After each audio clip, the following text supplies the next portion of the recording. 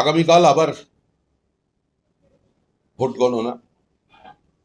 বিভিন্ন জায়গায় এখনো পর্যন্ত মরিয়া হয়ে একটা রাজনৈতিক দল অবাঞ্ছিত কিছু মানুষকে জড়ো করছেন, কিন্তু এভাবে গণনা প্রক্রিয়ায় কোনো ব্যাঘাত ঘটানো যাবে না।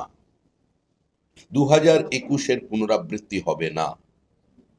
পাহাড় থেকে সাগর পর্যন্ত মানুষ তাদের ক্ষোভ, তাদের যন্ত্রণা, তাদের মেধার প্রতারণা, এই সমস্ত নিয়ে তারা উপস্থিত আছেন। মানুষ ভোট দিয়ে দিয়েছেন, নির্বাচনী ফলাফলটাও তৃণমূল কংগ্রেসের জানা।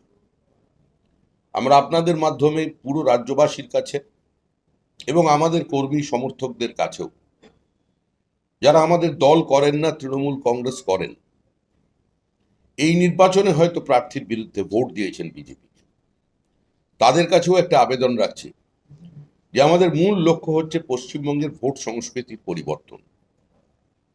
আমরা একটা রাজনৈতিক সমাজের বাসিন্দা হয়ে গেছি দীর্ঘ বছর ধরে, এবং তারপর যে প্রতিহিংসার রাজনীতি আমাদের গ্রাস করেছে,